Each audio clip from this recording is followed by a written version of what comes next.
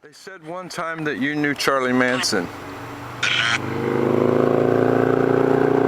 Here comes a motorcycle. Do you ever ride a motorcycle?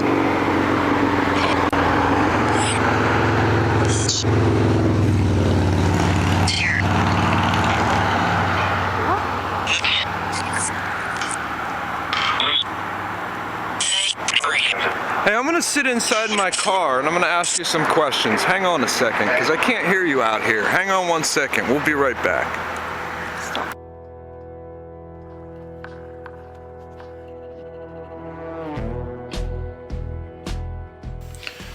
That was a famous rock and roller's house, and he died there. And that was an iPhone app you can buy on the App Store. Just a cheap spirit box, $9.99. And I was asking a few questions about if he knew Charles Manson. We're going to be back there in a minute, but right now we're headed over to the Roadhouse.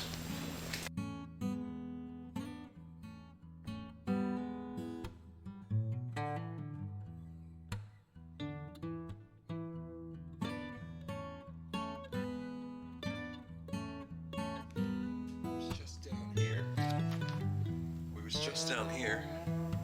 Now we're headed back up this road, all the way up to this bend right here, to this spot right there. The spot where I think Charles Manson met a whole bunch of rockers. Keep your eyes on the road and your hands upon the wheel.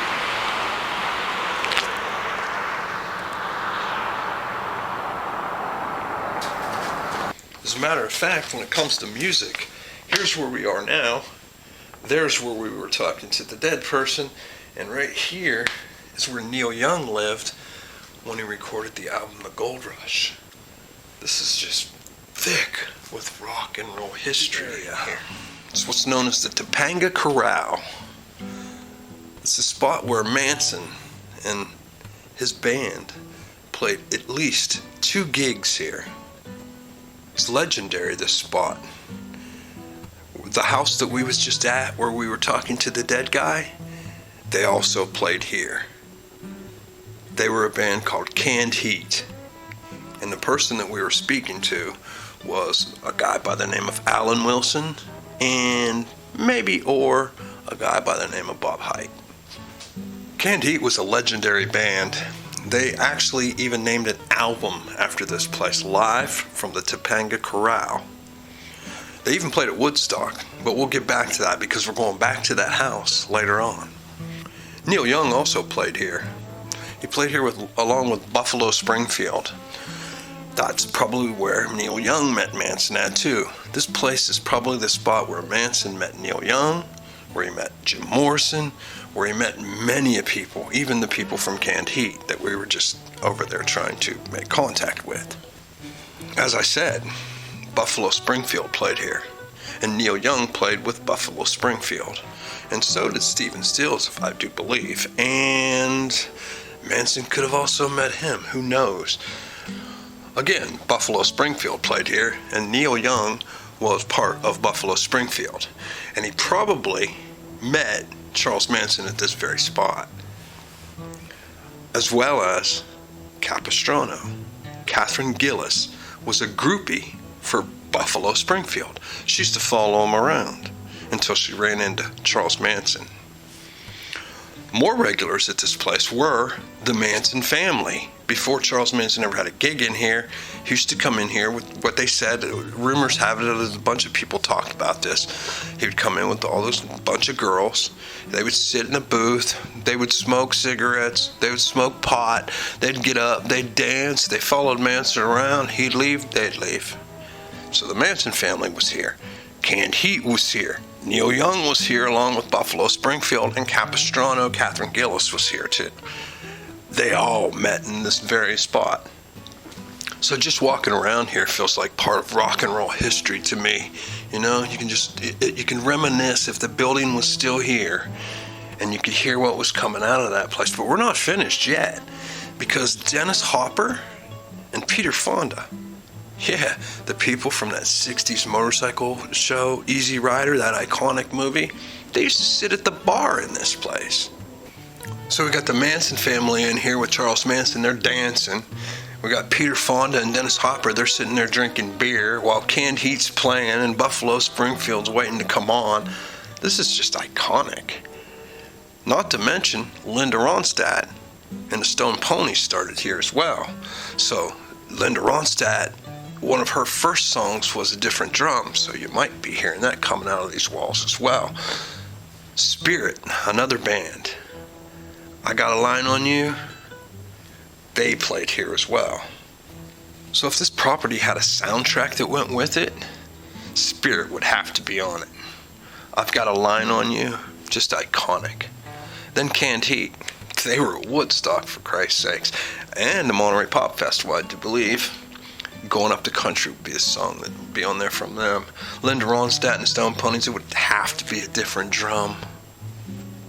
And of course you might have to throw in a little bit of, Easy Rider soundtrack, since Dennis Hopper sat here at the bar along with his buddy Peter Fonda.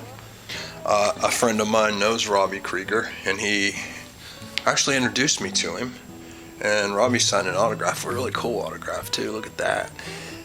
And he confirmed the fact that Manson and Morrison both knew each other. Now to the gig that Charles Manson played in this place.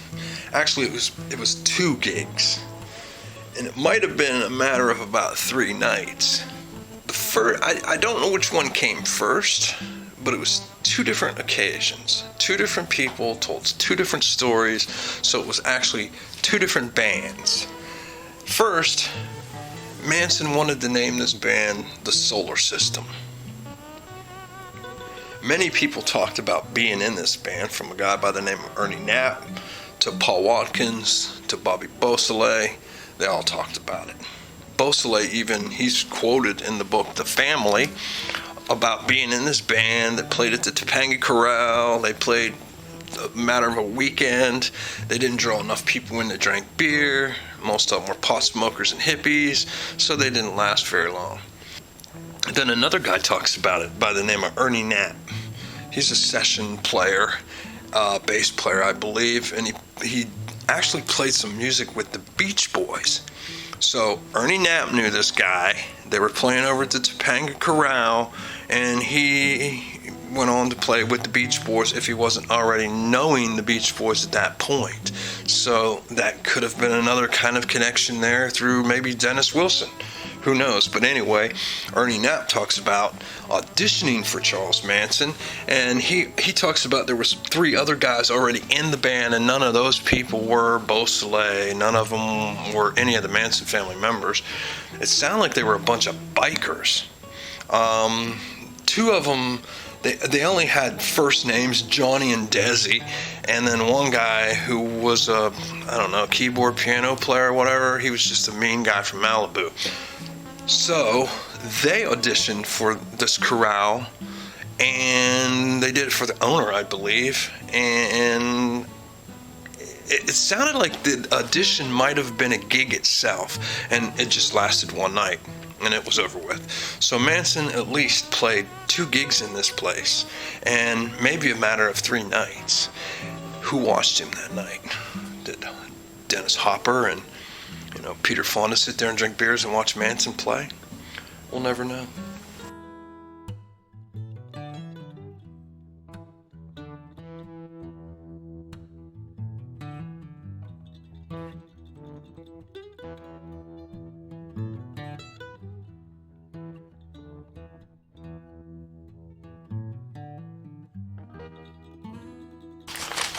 I have a friend who's friends with Robbie Krieger of The Doors, and he introduced me to him at a gig in Los Angeles, and he signed an autograph for me. And he also confirmed the fact that Charles Manson and Jim Morrison met. Manson would come over for auditions, just sit there and watch them. So that's a little look at the iconic Topanga Corral, or what's left of it, which is nothing really. There were a few little remnants I found, which look like little black tiles. It smelled like rock and roll history to me. And this was on the fence, and Said it's from the fire department here in Los Angeles. They came to rescue somebody who did not keep their hands on the wheel or their eyes on the road because they crashed right into the fence. And this was from the fire department. And it says fire, which is kind of also nostalgic to me because of the fact that Morrison sang a song about fire and lighting it. And this corral, that was the demise of it. It eventually burned down in the 1970s. In the late 1970s is when all that rock and roll history went up in smoke. They rebuilt it, and then it burned down again. Fire. So let's get in the car and head back down Topanga Canyon. And right here, this is Old Topanga Canyon Road. That's where Gary Hinman was killed. We'll go right down the street from that, back to this house we were at, talking to this dead guy, and see if we can get any more answers out of him, and look around a little bit, and I'll tell you a little bit about what's there. So here's where Jim Morrison comes into the story. This bend in the road right here, this is the dead guy's house we were at. This is where Neil Young made the album The Gold Rush at. This right here is this is where we're at now, walking around. This little bend in the road where the corral is, where all these famous people were at. Jim Morrison had a bungalow behind this corral, and he stayed there with his girlfriend, Pamela. He also visited this place, this corral. Never sang there, never played there, but this bend in the road and the corral itself were said to be inspirations for the song Roadhouse Blues. Keep your eyes on the road and your hands upon the wheel, because this is a bendy ass road, and if you don't, you'll run right into the roadhouse. And he talks about, in the Roadhouse song, he talks about having a bungalow with his girlfriend, and he talks about everything pretty much. So it's the inspiration to the song, the Roadhouse Blues. Jim Morrison was there, along with this guy here from Canned Heat, along with Neil Young, along with a lot of other people who very well ran into Charles Manson while he was there dancing with his girl. Who we're headed back to is of Bob Hype. They called him the Bear, and he was a singer for Canned Heat. At his house, another member of the band, Alan Wilson, Blind Al, he died at the property. The property's said to be haunted. That's why I was over there in the first place asking about Charles Manson, because I know that these people know Charles Manson. They never lived long enough to talk stories about him, because at that time, you know, you really wouldn't want to talk too much about Manson. But I knew they knew him. I knew they did. From that spot right there. Just as well as a lot of other people knew Manson too, but they wouldn't talk about it because of all those murders. Anyway, we're headed back down to this spot and look around a little bit so you can see what's down there at his haunted house now on Topanga Canyon. Right down from the Roadhouse, right over from Gary Hinman's place. So it was on September the 3rd, 1970 here that they found Blind Al Wilson dead in the backyard. They say he would do that a lot. He would sleep in the backyard. He'd sleep right here by this creek. And he would look up at the stars. They say he was a nature dude. They say he wasn't all that clean, usually wore dirty clothes, really couldn't get any pussy. He was the only guy in the band that couldn't get any pussy. But he sounded like a nature guy. And he was out there sleeping, and he never woke up. And it's a mystery why. Not why. He died of an overdose. But they're not sure if he did it on purpose or not. So now it's said to be haunted by this guy. The guy that owned the house, Bob Hype, the Bear, his fate wasn't much better. It was on April the 5th, 1981, at the Palomino Club in North Hollywood.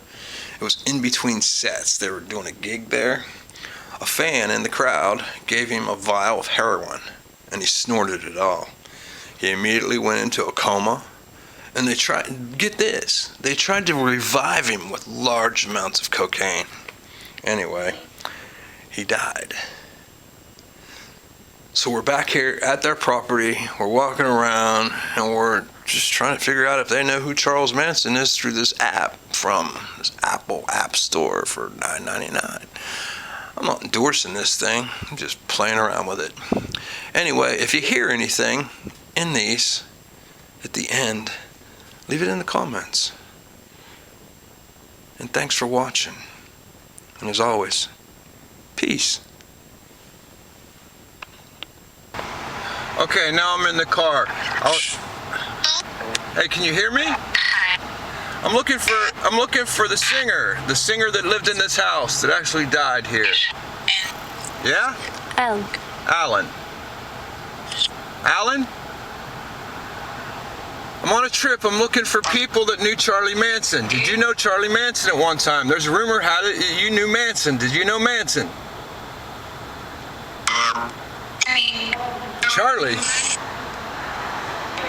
Charlie Manson, yes. Do you know? Does anybody out there know Charlie Manson from this place? Did he ever stop here?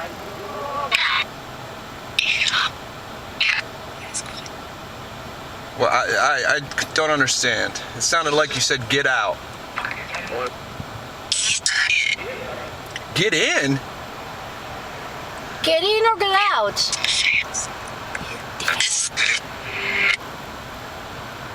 So are you cool with the name Charlie Manson or not? Yes, no?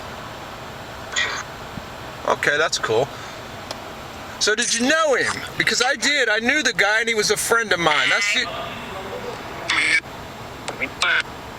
Was he a friend of yours? Do you even... Yes. Get off. Get off, is that like a 70s term or is it a reference for to get off your property?